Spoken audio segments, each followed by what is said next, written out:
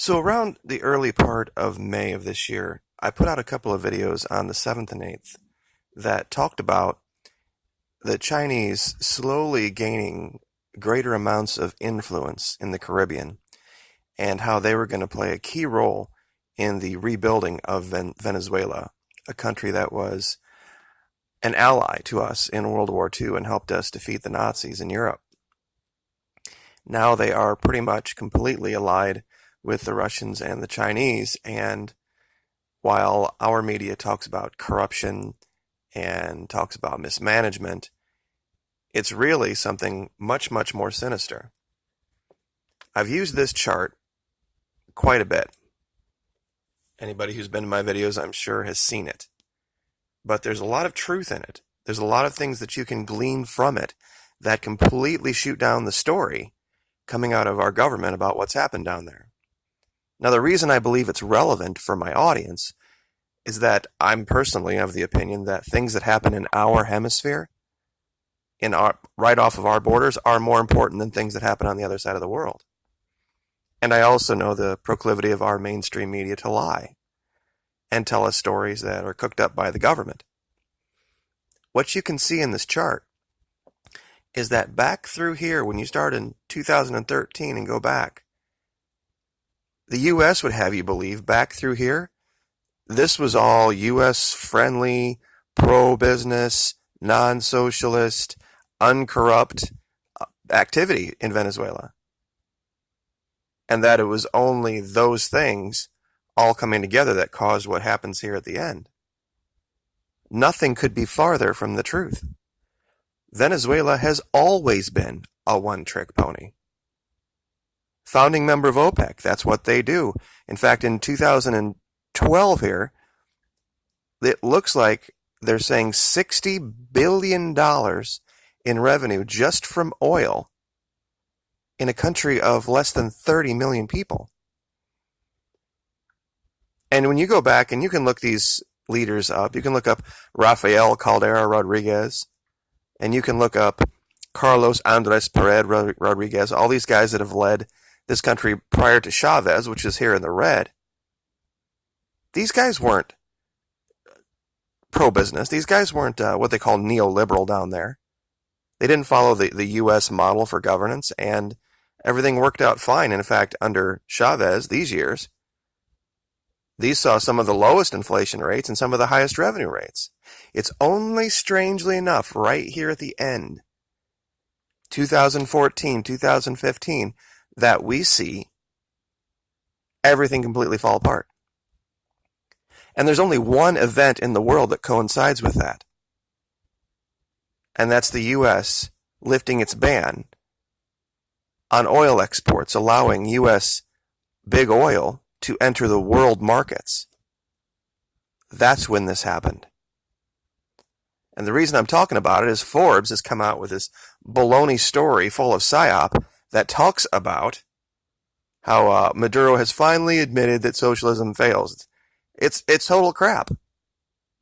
All he's saying is that the production models we've tried so far have failed, and the responsibility is ours. Can you imagine a U.S. leader saying something like that? A leader standing up and taking responsibility? He was talking to the Congress of the country and said, the responsibility is mine and yours. And he said, enough with the whining. We need to produce with or without outside aggression, with or without blockades. We need to make Venezuela an economic power. Does this sound like a socialist to you? Someone who's just sitting back, just waiting for the gravy train?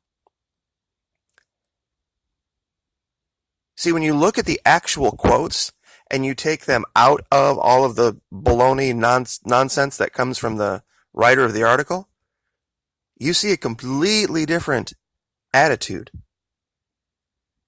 We've shown before here at the channel that the vice president, this Delcy Rodriguez, literally stood up and told the people of Venezuela, your social problems are your social problems. They're not the problem of Caracas. You need to fix it in your towns. Do whatever you need to do. Stand up and get yourselves dusted off and fix the problems. Yeah, there's been an economic war, but we're Venezuelans and we're going to stand up and we're going to fix it. Can you imagine a U.S. leader saying that? I can't. Not in recent history, that's for sure. So you can find this chart. It's on Wikimedia. If you just Google Venezuela inflation graph, this will pop up. I'll put the link down in the description. For some reason, when I put links down in the description, it screws with the video and the uploading. I'm not exactly sure what's going on with YouTube that way, but that's why I don't normally put them down there. But yeah, 5-7, I talked about this, how China has stepped up and taken control there, seeing that the problem really is the U.S., not Venezuela, and dumped $5 billion. And they are setting up a path to control the entire region. And this is from 2015. That Venezuela is not going to come back hat in hand to the United States and say, oh, gee, sorry, I guess you were right and we were wrong. That's never going to happen. And the fact that we have to sanction, you see, this is the thing. If everything was true about what's really being said from our government about what happened in Venezuela, why in the world would you sanction them? If you're talking about drug dealing and corruption, you look no farther than Colombia. Where are the sanctions on Peru? Where are the sanctions on Brazil? Where are the sanctions on Colombia and Mexico? If it's really about drug dealing and corruption in government, we don't see that, do we? Just this one country. Now, on a little bit more of a lighter note, I was looking around through the Caribbean doing what I call tactical research. And I found something very, very, well, I'll let you describe what it is. If you go up here to the, well, it's over here, the British Virgin Islands, and you zoom in, now we've been here before, and you go up to this place called the Settlement, you find something very strange off the coast. Here it is. Now, I didn't realize this was even possible. But I'm going to go ahead and clear this out first and show you what this looks like.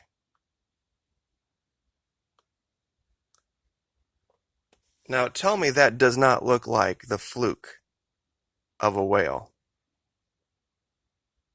That this doesn't look like some kind of a body of a fish. You wouldn't think you would be able to see a fish from space, right? I mean, this thing, it looks like you can see it's partially above the waterline, partially below. But here's the strange part. Okay, you get out the ruler, and I'm going to measure this from the tip of where it looks like it's underwater down to the end of its tail. Do you see that measurement up in the upper right there?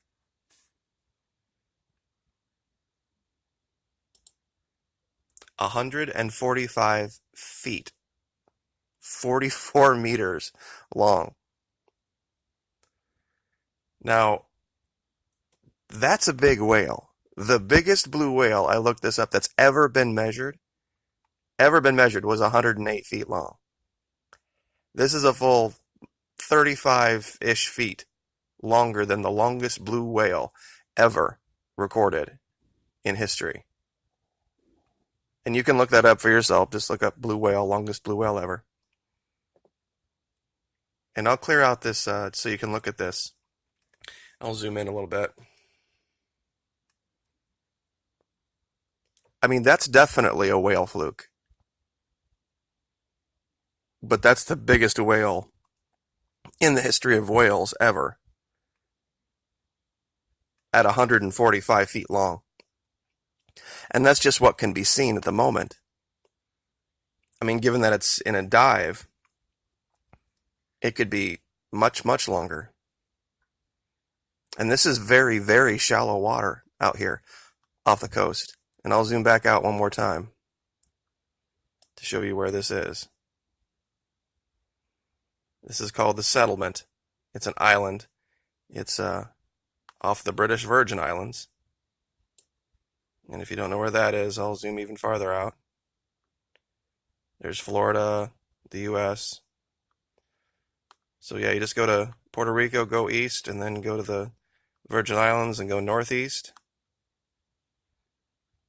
And then over here in what looks like this little lagoonish pond thing, where it drops off to the ocean,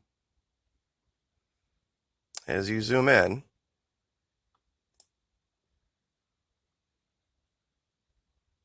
there it is. Look for this dark cloud over here, and then go to your left.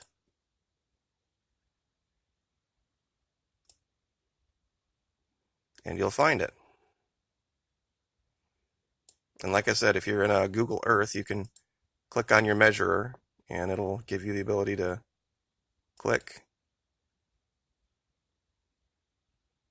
And I'll go all the way to the tip here. And this is showing, hold on. This is showing 147 feet in that measurement. So that would make it a full 40 feet longer than the biggest blue whale ever. So anyway, 11 minutes and 30 seconds. We will leave it there. But thank you so much for the support. I really appreciate it. Like, share, subscribe, and we'll see you next time. Thank you.